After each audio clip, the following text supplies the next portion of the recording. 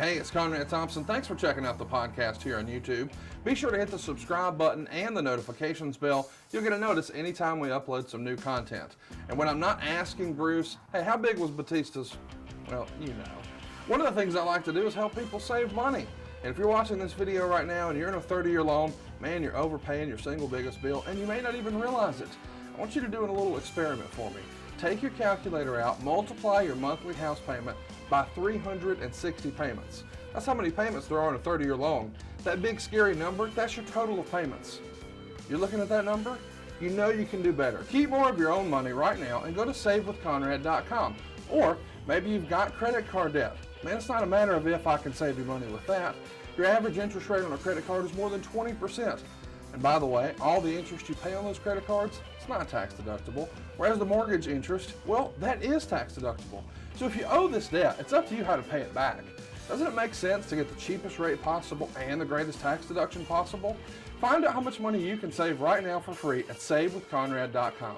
You don't need perfect credit. Even scores in the 500s can be approved, and it's no cost out of pocket. But maybe best of all, we're licensed in more than 40 states. We can help more families than ever before. But how much can we save you? Find out right now for free with a quick quote from savewithconrad.com.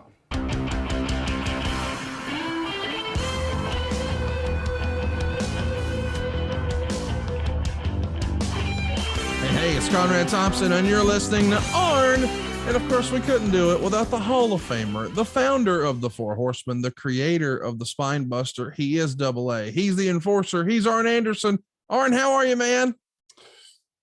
Well, this is one of those weeks where I go, let me remind you of a few things. This is Super Bowl week, right? Yes, it is. Super Bowl is tomorrow. Super Sunday is one day away.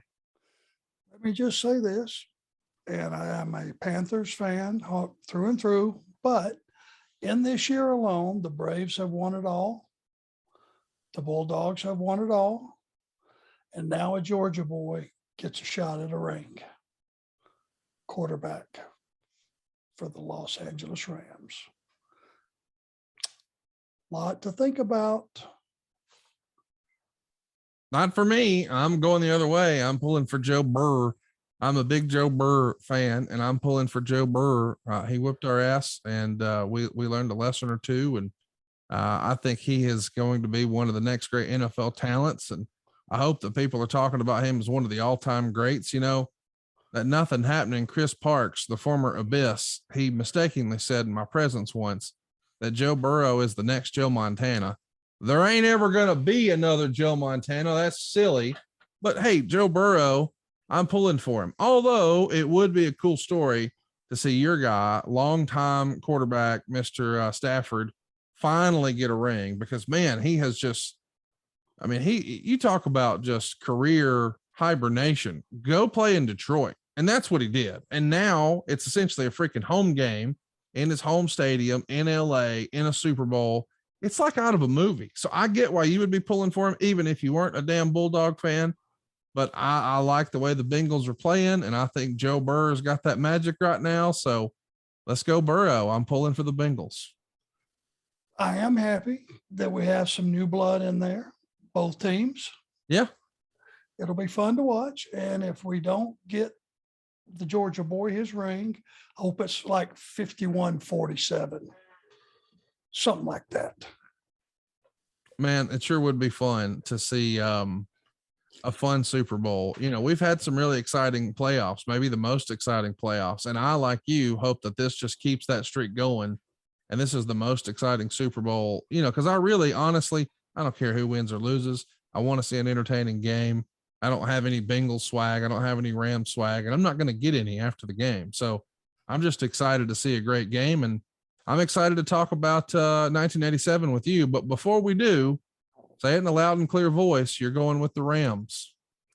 Got to go with the Rams. Just think that, I don't know, just got a feeling. But hey, I'm just hoping for a good game too. I'm not going to lose any sleep over either one going over.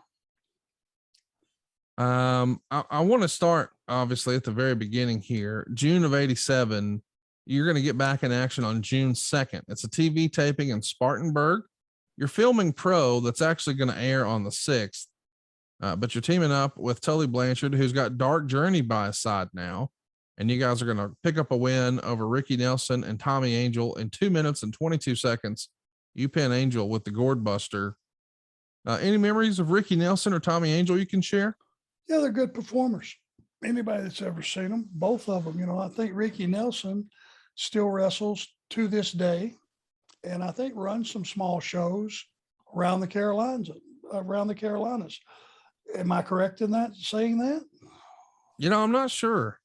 I'm pretty sure I am. I think he still runs some small spot shows. And I've bumped into him in Charlotte, out eating a couple times over the years. But Tommy Angel, I think, is with a executive with like a beer company or something, isn't he? That's cool. That's all right. I don't know him at all. But hey, good workers, good performers, good guys. And that's what I remember about those two. Let me ask you about something that happens when this episode airs, because as I mentioned, this is for the syndicated show Pro. We would see a commercial that aired on both Pro and Worldwide, where there's a commercial for the Crockett Cup VHS. Now, of course, this is the 87 version. But we often hear about when he worked for Vince McMahon's WWF, he had so many products out there that were licensed and what have you, that you would get a royalty statement that sometimes would be inches thick of everything that had been scanned with your likeness on it, everything that had been sold, all the returns and what have you. And I'm just curious, I know this is a much smaller promotion, but this is very much the era, 1987, where you're starting to hear guys like, man, did you hear the Iron Sheik got 300 grand or 80 grand or whatever the number was for his doll? Of course, we know that was the LJN action figure. But are you seeing any sort of royalties or any sort of bump in pay or any consideration for things like the Crockett Cup VHS? Arn showing us the letter 0 with his hands. So I guess that's a no. It's hard to even speak about it because really, when you go back and think about it, it just is not right. But again, in that same mouthful, I'm making more money, Conrad, than I've ever made in my life. Right. More than I ever dreamed. And I certainly, because I wasn't aware, I guess, of the fact that I was entitled to some of that VHS money. And that was just the right thing to do. And, there's times in this business where you have to stop and go, hey, hold on a minute. This is just wrong. Here's the right thing to do where I'm concerned. That would have been one of those times, because I would imagine we were selling as many of those VHS tapes as anybody else. I don't know that we ever got any figures. It's a different animal because the tapes sold for more money, but they weren't as readily available.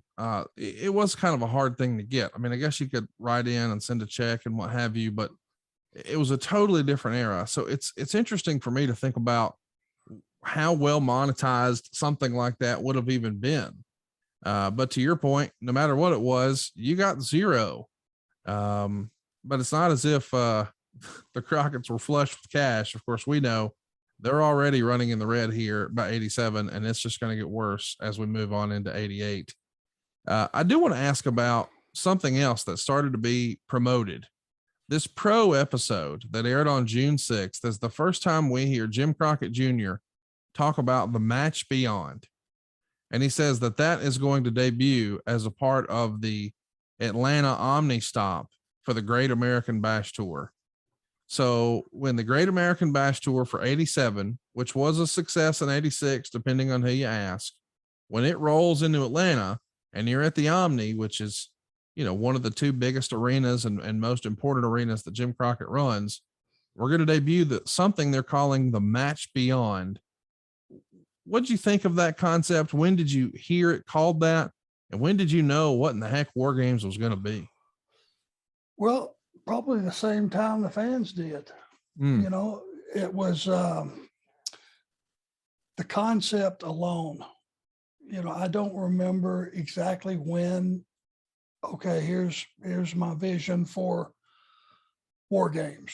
Doom. I don't remember when that is, but I just remember whenever that was, whatever the date, I went, That's interesting. The concept was you had this 30 minutes of blood and guts that neither team could win until everyone was in the cage, and then you could determine a winner. That was the first time anything like that had ever, I think, been on TV, been on air, been in a live event. I mean, just the concept. You got to go 30 minutes. Once everyone's in the cage, now you can determine a winner. That whole concept was interesting to me.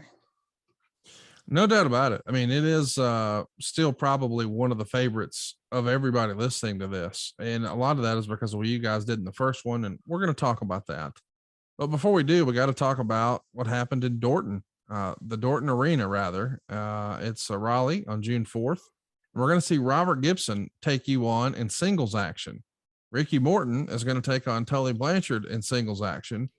What do you think of this creative? We're going to split up the tag team champions, because at this point, Ricky and Robert have the belts, and we're going to have them wrestle essentially another tag team, but in singles matches.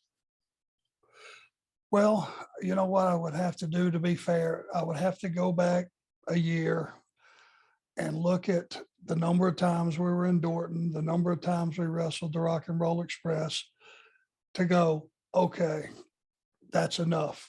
What are we going to do? Let's do something different. Now, depending on what the outcome was to those two matches, I hope you're going to tell me that both of those guys won. You have that info? You lost, and Tully and Ricky went to a draw. We should have both lost. I agree. Now, what was Tully the TV champion? Was for the TV title? That's right. Tully was the TV champ. Okay. Ricky should have went over after the allotted time where Tully would have kept the belt. Yeah.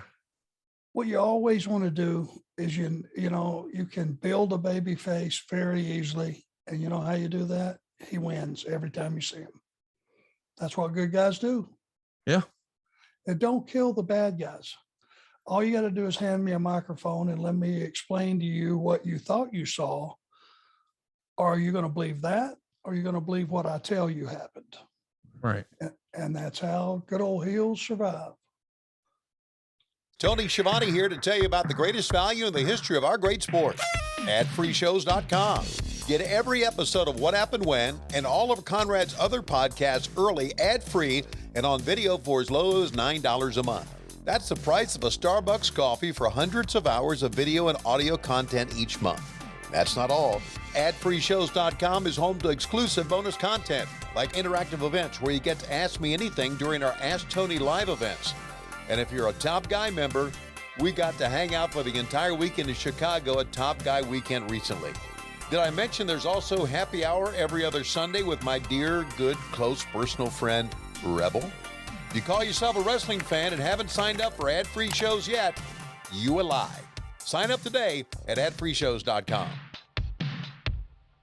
The next day, June 5th, you've got 4,500 fans in Richmond. You're going to pick up a win over Todd Champion. The main event that night, which is kind of fun, is Ron Garvin and Jim Cornette in a steel cage match. It lasted 2 minutes and a punch did it, which is really fun. And then the NWA Super Bouts are going to air. This is a special that aired on June 6th, 1987. And it featured the closing moments of Ricky Morton and Robert Gibson versus the NWA Tag Team Champions Rick Rude and Manny Fernandez, where they're explaining Morton and Gibson have won the titles. But here's what's interesting. The footage is actually from a non-title match earlier in the year. And during the segment, the commentary team never refers to Rude by any name, only as Fernandez's partner. Now, of course, they're doing all of this because Rick Rude's gone. He's now joined the World Wrestling Federation. And Vladimir Petrov is actually going to replace him on some of the initial cards. But this all goes down at that June 2nd TV taping. They're saying in commentary, oh, well, Rick Rude was injured. And that's why, they lost the match and they lost the titles to Ricky and Robert. But this is sort of almost like a phantom title change, if you will. God, that sounds really confusing, doesn't it? Well, see, back in May, on May 30th in Florence, South Carolina, as the story goes, Ricky and Robert were supposed to defeat Rick Rude and Manny Fernandez to regain the titles, but they couldn't because Rude had already quit and left. So Rude's not there. Rude's last shot was earlier in May. I mean, he had been gone for a little bit at that point. What do you remember of Rude no longer being there? I think May 22nd may have been his last match with the company. But either way, here we are in June. And as I like to say, he gone. What was the word in the locker room when Rude looked for some greener pastures? Out of here. And, we were starting to be aware, not only had Vince already assembled an all-star team, now he was going to go back and whoever was left in various territories, if there were some top guys left or people that he would perceive he could turn into a top guy, he was going to go get them too. He had a broom and he was going to sweep out every territory for every piece of talent he could get. Because got to remember, he's running 3 towns in those days. They're on fire. So, I don't remember the conversation about Rude and leaving. And of course, it's easy to spot the body. He was tailor-made for WWE. So we're back on TBS, June 6th, 1987. Of course, we're in Atlanta and we're going to see you pin Chance McQuaid with the Gourd Buster. And during the match, we get a shot of Major League ball player and Hall of Famer Lou Brock, who's shown on camera. How fun is this, man? You got one of the all-time greats in the house watching you do your thing. Did he tell you about us going out back and having a foot race? No, that happened? It happened, and I smoked him. Yeah, I'm sure there's video footage of that. Well, you don't believe me? No, I believe everything you say, sir. And when we got to the finish line, just to really rub his nose in it, I slid in.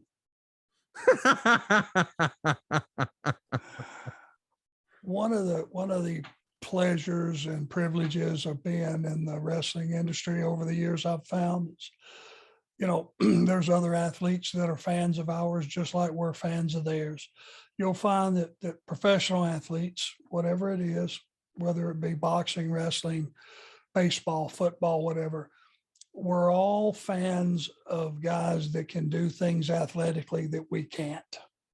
And Lou Brock would be one of those guys. And it's like you just, you sit there like any other fan would. You're just in awe of him. And he was so polite, been a wrestling fan, told us he had been a wrestling fan for a long time. It was like a mutual admiration society, but it's one of the privileges that we have, getting to meet guys like that, and ladies. I want to mention, if you're a younger listener and you don't know about Lou Brock, known for his ability to steal bases, used to hold records for his career and single season. I think he finished with nearly like 1,000 stolen bases. So Arn's little quip about beating him in a foot race and sliding in, there you get the tongue-in-cheek reference. It's all bullshit. Running is not one of my strong suits. And if it were, it still wouldn't be enough. It is kind of fun, this whole phantom finish where the Rock and Roll Express are now the champions. They're going to start the program pretty hot here on TBS, trying to recap and catch us all up. And then Tony Schiavone does his best to explain that the Bash Tour is going to kick off July 1st in Lakeland, Florida, and then Landover, Maryland, Baltimore, Philadelphia, Dallas, San Francisco, Los Angeles. And the Freebirds are going to be a part of the event. And then they bring in Jim Crockett, who talks about the 4th of July show. And he starts to plug the Match Beyond, which is obviously going to be the WarGames. But man, this is fun stuff here. I mean, we've covered a lot of fun Jim Crockett Promotions things in our March through your career, the creation of the Crockett Cup, some of the big Starcades, that Bash Tour from '86. But the WarGames, man, it's going to be the hot topic for the entire summer. I also want to mention that we're also going to see Barry Windham have an interview here where he's going to challenge Big Bubba to be a part of a tournament in Houston to determine the Western States Heritage Champion. On some level, did you ever think We got too many freaking champions around here. We got world tag team champs. We got US tag team champs. We got national champs. We got TV champs. We got US champs. We got mid-Atlantic champs. Lord, we got too many champs. Certainly the Western States Heritage Champion was too many. Way too many. You could never have, there was no history. Yeah. It just came out of nowhere. It was just basically to try to enhance somebody that didn't need enhancing. Barry Windham didn't ever need to be a champion at anything. When he was as good as he was at this business, it's all he needed to be. He didn't need to be the world champion, didn't need to be world tag champions or any of that stuff. All he needed to do is go out and just perform and win on a regular basis. Also on this show on TBS, we would see footage from the UWF of Dick Murdoch assaulting Steve Williams after Williams beat Eddie Gilbert and he broke Doc's arm. And on commentary, which we can hear on the broadcast here on TBS, it's Jim Ross and Ted DiBiase. What's interesting, of course, is DiBiase's not going to be coming in here. He too has gone to work for Vince and he's going to become the $1 million man. And you're seeing a couple of guys who were once-year-old running mates, like Ted DiBiase and Rick Rude. He was a part of the promotion, both going to greener pastures. Did you ever consider having a conversation with Vince in 1987? No. We were still making, if there was expenses going out on the other end, we weren't privy to that. We were still making more money than we'd ever made. I was anyway. And that's all I could go by. I wasn't wanting to, business was still hot. I was still enjoy working with the guys and being with the company and all that. It was Jim Crockett Promotions was like a family and the guys were all close.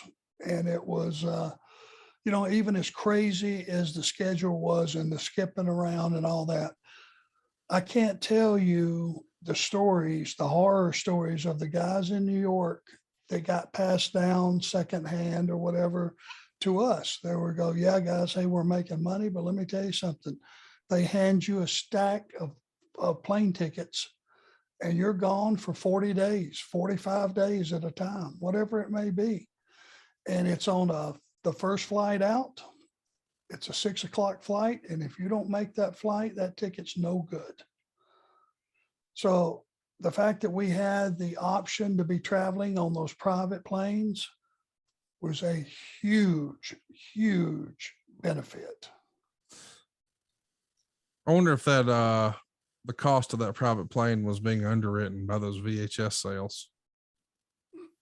And if it was, that's fine. I'm just saying, it's so crazy to think. I mean, this is a time where, and I realize that I say that tongue in cheek, and some of our listeners may not get the context. But here in 1987, Vince McMahon, who, make no mistake, is the biggest promoter in wrestling by a country mile, as we say here in the South, he's still flying commercial.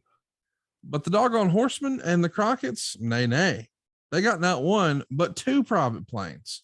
It really is unbelievable when you think about it in hindsight. But unfortunately, maybe that's part of the reason that there's still a WWF and there's not a Jim Crockett Promotions. Well, yeah, he figured out, it doesn't matter if you're getting marketing checks or you're getting your payoff check for the week's work or the 2 weeks or whatever it was. Big checks all going into the same account will wake you up and it'll make you forget about how difficult the travel is. I mean, when you're getting 40, 50, I heard the Iron Sheik, this has went up and down as far as the number. I heard he got a 80 grand quarterly marketing check when his figures just came out. Now I've heard 60, I've heard everything in between, but say it was 60, that's for a quarter. That's free money because they put out a figure on you, a wrestling doll. When you get a couple of those, it wakes you up to, hey, I got an early flight. I'll just buy another alarm clock in case I don't hear the first one. You figure out it's well worth the swap. So let's move on. I just want to add some context to my Ted DiBiase thing. He debuted for Vince in May But I think it's like the end of June or very early July before we see the $1 Million Man character. So maybe that's why it snuck on the air here. Either way, you're back on the road, Greenville, South Carolina. Here you come on June 8th. And it's going to be Arn Anderson teaming up with Lex Luger to take on Jimmy Garvin and Kendall Windham. Now, that wasn't the original plan. It was supposed to be Jimmy Garvin and Bob Armstrong. We haven't spent a ton of time talking about Kendall. Any good Kendall Windham stories you can share with us? Kendall was he was not a body guy. He was tall, but he was a good performer. And, he was one of those guys that you kind of figured, where does he fit? He's going to be somewhere in the, underneath to in the middle somewhere. But he was a good performer. He had learned the business from his dad and from his brother. And he was one of those guys, I would put him in that Sam Houston, spot. You could always get a good match out of him. The people liked him. You could beat the crap out of him and they hated your guts for it. So he was a good babyface. What was it that kept him from having the success that Barry did, do you think? Having to follow in his dad and his brother's footsteps. He was always, I think, compared to the two, and Jack Mulligan was a monster. He was a beast. Barry, I don't have to tell you what Barry was. Barry was one of those top 5 performers that just could do it all. I don't know when we'll talk about Kendall again, but I'm sure some of our younger listeners would be shocked to hear that both he and his father, Black Jack Mulligan, were arrested in 1990, allegedly for counterfeiting. As the story goes, they found like $500,000 in fake 20s or something like that. Ultimately, it gets down to a plea deal, and both of these folks wind up spending 24 months in a federal prison. They get out in 1992. Super big scandal, especially if you were somebody who grew up watching Mid-Atlantic. Did you ever hear any sort of rumblings that these guys were, man, I got an idea type of thing? Or did this just hit you out of left field like it did everybody else? Florida's. Yeah, I never had any inkling about that. It was one of those things that I went, holy God, I bet they're going to make an example out of these guys. And they did. How long were they in prison? 24 months. 24 months, buddy. I don't know if I could have handled that. Yeah, rough deal to say the least. Columbia, South Carolina, June 9th is where you'll be. And here we'll see Tully Blanchard, Arn Anderson, and Lex Luger team up with JJ Dillon and Dark Journey on the outside.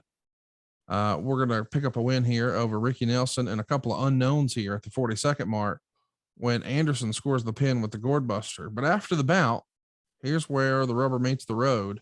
David Crockett comes out to do an interview with the Horsemen, and Dillon says that Blanchard is done facing Dusty Rhodes, and Blanchard brags about beating Dusty Rhodes in Greensboro. Luger says he's the U.S. champ, and now the tag team titles are coming to the Horsemen. And you did a promo talking about being the human error behind the reason the Horsemen are successful and others aren't. And I think it's kind of fun that we're trying new things here. Not only do we have Lex Luger in the fold, but we've got Dark Journey too. But when there's two folks out there, both JJ and Dark Journey, is that too much, do you think, in hindsight? To be honest with you, I just didn't question it because I didn't know if there was an answer or what the answer would be.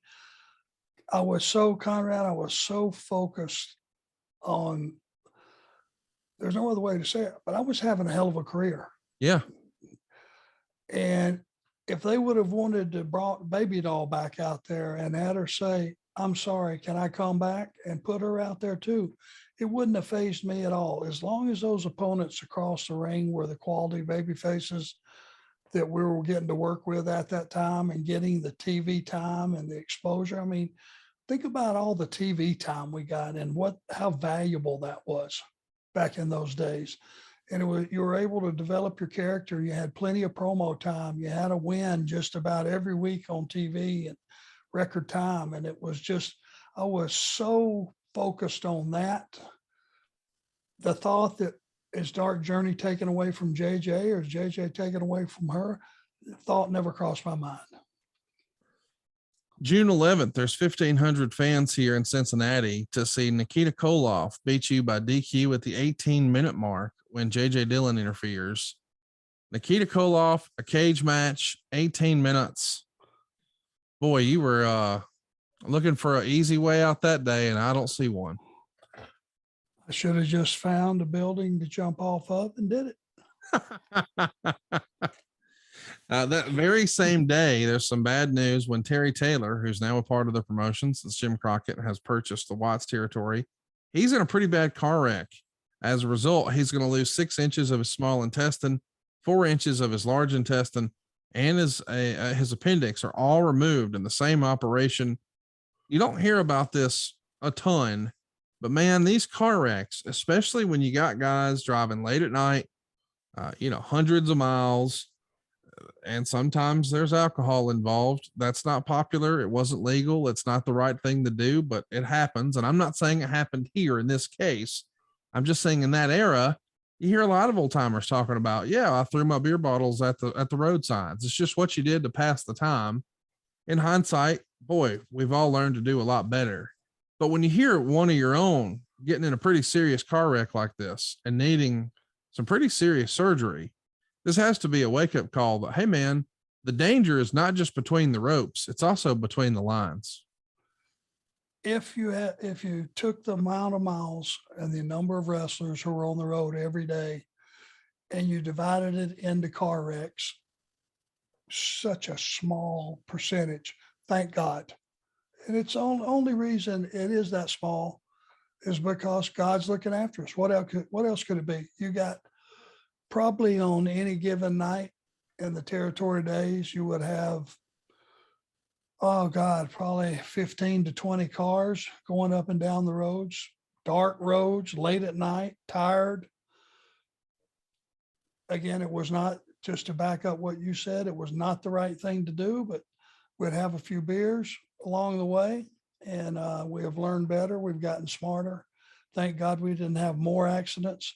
But when you hear an accident like that, it was so rare, believe it or not, was so rare in those days that you just went, huh, what, how bad is it? And then you find out how bad it is, and it wakes you up to your own mortality. But the fact is that very next afternoon, you got to crawl back in your car and go another 250 miles and then another 250 back. So you think about it and you pray about it, but you can't dwell on it because there's no other way to exist in the business. You got to travel to get to work. That's it. The next day, June 12th, the beat goes on. It's Arn and Lex teaming up with Dusty or against Dusty and Nikita. We're at the Scope in Norfolk, Virginia. There's 6,000 folks here. And then we've got another matinee TV taping on the 13th back in Atlanta. This time it's once again a 3-way. We're showing off, man. It's Arn Anderson, Tully Blanchard, and Lex Luger picking up wins over Mike Force, Cougar J, and Chance McQuaid. And I think that one actually wound up airing on the 13th. But then we had another show on the 14th that aired on TBS as well, a special Sunday edition. On the 13th, we would also see NWA Super Bouts, which was another special. And again, we would see a promo for the Crockett Cup. Tony Schiavone is the sole host of this show, and it's featuring an announcement that the show in Charlotte will be a part of the Great American Bash Tour. And, we're really priming the pump for all things Great American Bash. And it feels almost like the entire month of June is really just hype central. Once upon a time, you were building towards one single show, in more of the pay-per-view era. That's definitely what we did. But here in 87, pay-per-view is not really a thing. Folks who went to see WrestleMania 3, most of them went to see it closed circuit or they were in the building. So they bought a ticket and went to a theater or what have you, or they bought a ticket and went into another arena, not where the wrestling was happening, just so they could watch the big screens. So in this era, man, this Bash Tour, this is where you're hoping as a performer, this is where your quote unquote WrestleMania payday is going to come from. You need a strong showing at the Bash, right? 100%. That was our livelihood. And we didn't think about, okay, how much does it cost? What's the rent on the building? All that. what wrestlers dealt with and their thought process was, it's a different era, period. You got paid off the house. If we did 11,000 people and the gate was 120,000, you didn't go, okay, how much was the building and all that stuff. That was not your concern. It was just, what was the gross? Where was I on the card? And there was a formula that you could just about figure out after being there for a while and figuring out what the payoff system was. You knew about what you were going to make. Then you would start to hear, because, they were smart. The Crockett's were smart. If you were on a big house, if you didn't get a big payday on that one, what do you got to look forward to? Now you got one that's half that. Are you expecting half a payoff that you weren't happy with the one that was twice as big? That was a big deal because there wasn't any marketing money or any of that stuff coming in. And then you would go, okay, let me calm down here a minute. Let's see. That's not a bad payoff because I'm going to go get on this private jet and we're going to go to Charlotte tonight when normally we'd be spending the night somewhere. So everything figured in. You always had to, I guess, rehypnotize yourself into believing whatever you needed to get you through the night. Well, I'm sure you were going to be doing some of those tricks because the very next day, or actually it's the same day, June 13th. Now, this is a busy day because you start your day in Atlanta doing the TV taping. That night, there is a UWF show at the Superdome with Steve Williams and Dick Murdoch on top. But there's also a big show for Jim Crockett here in Baltimore. I guess 2 shows, actually. They ran, we'd call it a spot show, I guess, in Florence, South Carolina. But there's 5,200 fans here in Baltimore to see Flair and Garvin on top. But then Arn Anderson in singles action against Kendall Windham. But there's 2 guys who are not going to make that Florence, South Carolina show.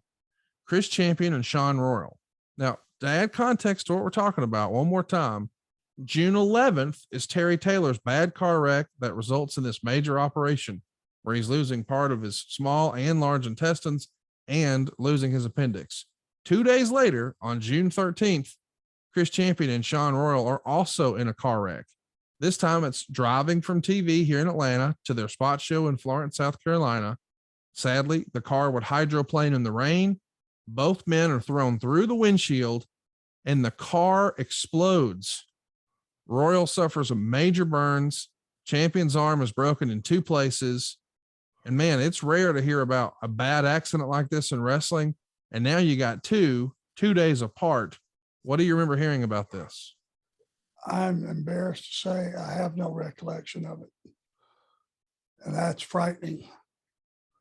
So I'm sure it would have been a huge, topic of conversation because there weren't that many wrecks, and having 2 that bad, that close together. It's crazy. God, my ability to remember maybe is that's what somehow God is protecting me from me, because that would have been something that would have shook all of us up. Hey, wait a minute, 2 a few days apart. And a car exploding, that's not a sentence you hear very often. This ain't a Lethal Weapon movie. This is real life.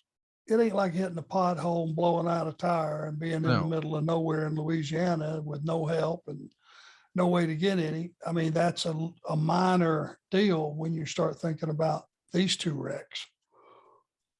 Wow. No doubt. Well, wrestling, the show goes on. You're doing a double shot the very next day. You start your day in Asheville, North Carolina, taking on Ron Garvin. And then that night, you're back at the Coliseum in Charlotte. You got 6,400 fans there watching you once again wrestle Kendall Windham. On top, it's Ric Flair and Jimmy Garvin in a no time limit match. And it's a no DQ match as well. Chat me up. What do you remember about these double shots in 87? Is there a point where you're starting to run a little ragged, you get a little road weary, you start to get a little burnout, I think is the phrase, or because they're so close to home, especially on a night like, you're finishing in Charlotte, you're in your own bed that night. Does the schedule and the routing lend itself to, no, we were pretty good? For that particular day, being the fact that we were close to home and you would end up sleeping in your bed, meant everything, because there was short drive. You could do it in your sleep, no problem. The fact that I was wrestling Kendall Windham was a night off. So that was a double positive on that side of the board. That would have been one of those days that I would have kicked back and went, I got it dicked today. And I would. Let's talk about what's next here. The 15th, you're back on the road. You'll be in Greenville, South Carolina. This time you're working in the main event. It's Ricky and Robert against you and Lex, but you're going on last. How would your match change from if you and Lex were wrestling Ricky and Robert middle of the card versus the main event? Besides going longer, does anything else change in your preparation? No. Would have had the exact same match we would have had on last. No difference. There wouldn't have been any difference. It would have been me shining those two guys as best I could, making them as big a star as I could, and they would turn around and give that back to Luger, who would come in and start bouncing these guys around a little bit.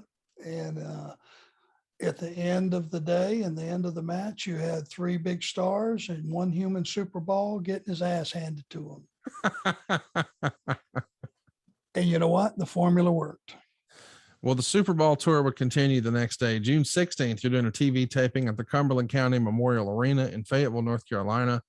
This time you're teaming with Tully Blanchard to get a win over the Italian Stallion and Nelson Royal. And during the bout, J.J. Dillon is going to cut an insert promo on the WarGames and the Great American Bash Tour. And then he says that Anderson and Blanchard are going to be the next tag team champions. Talk to me about what you remember of the WarGames hype and build and promotion, because man, this is really going to be the talk of wrestling here coming into it, but especially coming out of it. How far off are we still from the very first WarGames? Couple weeks. We're talking generalities, and it's going to be a double cage with a roof on it. You can't get out, you can't get in. But there were no mechanics of who was going to start, who was going to go second, who was going to go third, fourth, any of that. It was, we were just first stage talking about possibilities. And, you know, the vision of two cages side by side with a roof on it just sounded vicious. And that was really all the talk was amongst our group of guys at that point, because you really, you know, again, every single day you had a different opponent. You were in a different town. This is the thing that maybe wrestling fans appreciate, and maybe they don't at this point, but talking about it, when you went to a Greenville, South Carolina, not only did you have to think about what you were going to do that night, you had to remember, what did I do last week? And who was it against? And what did I do 2 weeks ago? And who was it against? Because those people, a large portion of them were there every single week. And they would remember from week to week to week. So you had to be smart enough if you wanted to stay relevant, interesting, fun to watch. And if you wanted to be a top guy, you had to remember what you had done and switch it up every single time they saw you so that you were fun to watch. Otherwise, it would just be repetitious of last week. And hey, and that was, you also had to watch what other guys did in their matches. So the very next week, you didn't come along and even do something similar. There's an art. There's a, you know, wrestling is more than just going out there and taking bumps. Oh, for sure. You know, the guys that really get over and that stay over the course of time put a lot of thought into what they do. And I think you will agree with that, being around the business like you have as of late. It's thinking man's business. No doubt about it. And I'm wondering what they were thinking when they announced on this television taping that happened on the 16th. It would air on Worldwide on the 20th. We would see an interview with Jim Crockett Jr. talking about the Rhodes Blanchard match from Greensboro. It's going to be a part of the bash. And he says that he stopped payment on a check for $50,000 to J.J. Dillon. So instead, JCP could sign Rhodes versus Blanchard July 18th in Charlotte as part of the Great American Bash. But here's the wrinkle. It's going to be a barbed wire ladder match for $100,000. What? Now, I want everyone to appreciate what we're talking about here. This is 1987. And I know that the internet likes to think that Bret Hart invented a ladder match. And I know that everybody wants to praise Razor and Shawn at WrestleMania 10, as well they should. Phenomenal matches. And Bret Hart had some fantastic ladder matches, including one with Shawn Michaels. But this is June of 1987, and we're promoting not only a ladder match with Dusty and Tully, but a barbed wire one at that. Whose idea is this? It could only been one guy's. That's Dusty, right? That's right, baby. Listen. One thing, there's so many, that's the reason when we talk about the business like we're doing on this podcast, and I remember different things, and and then when you plug those memories into what was going on at the particular time, for people that were fans then, they go, oh, I remember that. Now I understand. One thing to understand about this point in time, Dusty had a bad knee. He never got it. He never got surgery. I would ask him all the time, Dream, when are you going to take a couple of days off and get that thing at least scoped or something? A guy his size with a bad knee climbing a ladder is not an easy task, especially when you're going to do it several times. It's not the best choice of matches for him physically. And the fact is, if you didn't know he had a bad knee, maybe you didn't notice, but I noticed because I would see him trying to get up and down in his chair on the plane and down the steps of the plane and all those things that other people didn't see. So that could have only been his call and his creation for that night. And knowing that Tully would, work around him and do the best that he could with that match. That's where it came from. That's who came up with it. And it was just one of those rarities. I bet they didn't have another one. That was the only one, right? It is. And in this same show, Bob Caudle is going to have an interview with Dusty Rhodes, who's seated with Magnum TA, and they're talking about the June 6th match in Greensboro against Blanchard. And he said, referee Tommy Young is the best in wrestling. And Rhodes is going to say he's going to get his money back in Charlotte during the bash. And Magnum says he was told he would never walk again, but he did. And he's going to step inside the ring again, and he has plans for Blanchard. Man, what a feel-good moment that is, just to hear those words fall out of his mouth. I mean, fans had to be eating this up. I had goosebumps. You could hang a hat on. Go ahead. No, go ahead. Well, I just, like I said, it's one of those things. It hit us hard, and we don't talk about it when we're going through our schedule of daily shows and all that, but it was always in the back of our head. It was mine. I want to tell you, I thought about him every single day, and I would try to get an update on him every week. And it was one of those things that hearing him say he's going to get back in the ring, it was like, yes. And it was just him being a stubborn, tough son of a bitch that just refused to be crippled. And to this day, I see him at these signings and stuff, and he maneuvers his way around, gets a lot of help from his son.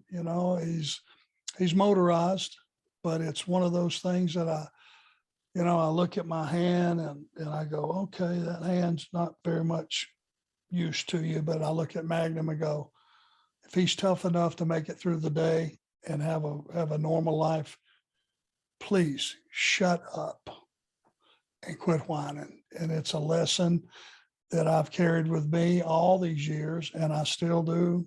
I think about him at least every couple days. You would do another TBS taping on the 17th, Tully Blanchard and Arn Anderson against Dalton and Sullivan. Then we're back here taping again on the 18th, again at TBS. This time it's Arn over Dexter Westcott. We're back on the road on the 21st. We've got 4,500 fans there in Greensboro at the Coliseum to see Nikita beat Arn Anderson. On the 22nd, it's a TV taping in Greenville, South Carolina.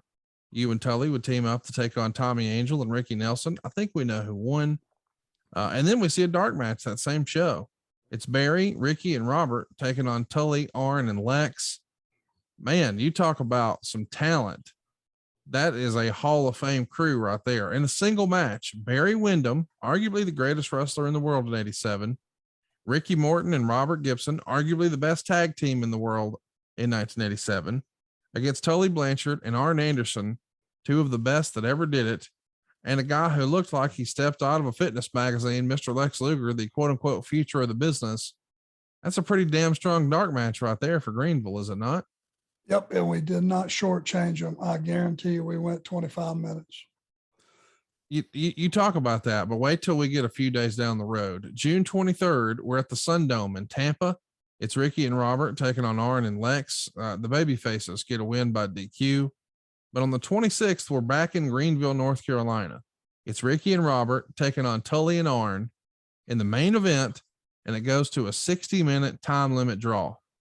Now, this is not something that we had seen a lot in this era of Jim Crockett, but boy, this is old school Mid-Atlantic. A tag team main event, and it goes to a 60-minute time limit draw. Four of the best that ever did it. Arn and Tully versus Ricky and Robert. I wish this was on tape. I'd love to watch that as soon as we finish. So would I. And this goes to my son, Brock, who tells me all the time when I tell him, oh, we did an hour with these guys or those guys or whatever. And he goes, you couldn't wrestle an hour. Well, there it is. I know it happened at least once. At least once. And once is all I need for my argument. But you got to get excited about saving people all those dollars. They can limousine ride and jet fly now with that extra cash.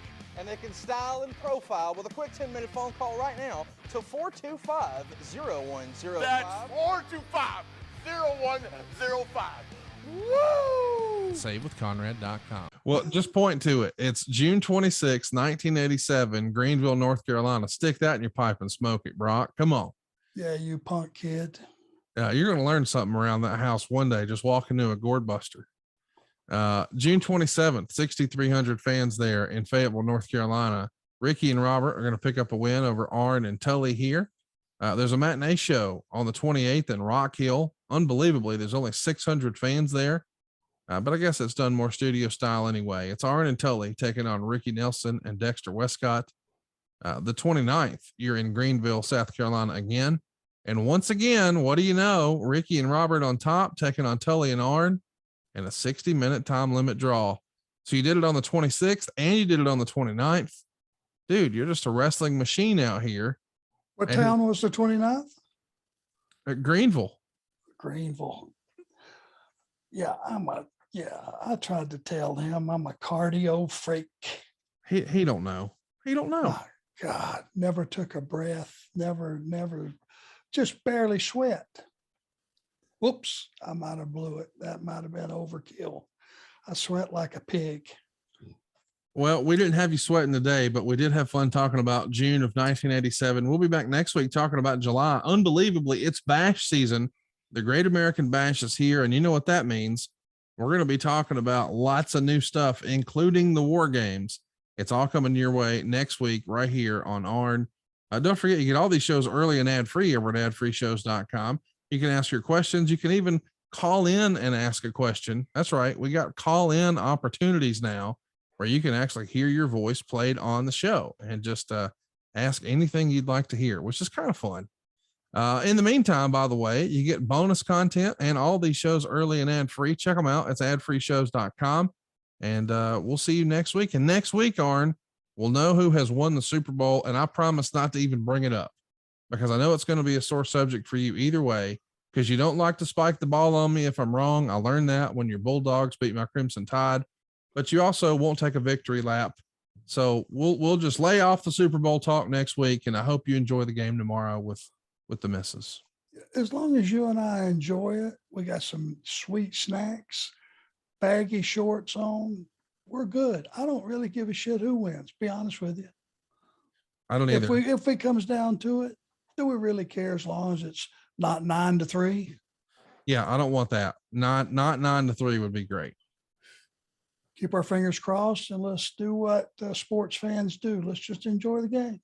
Everybody enjoy your Super Sunday, and we'll be back next Saturday, each and every Saturday. You know what time it is. It's time for Arn. Hey, it's Conrad Thompson. Thanks for checking out the podcast here on YouTube. Be sure to hit the subscribe button and the notifications bell so you get a notice anytime we upload some new content. And go save yourself some money right now. If you're in a 30-year loan or you have credit card debt, it's not a matter of if I can save you money. It's a matter of how much. Find out right now for free at SaveWithConrad.com.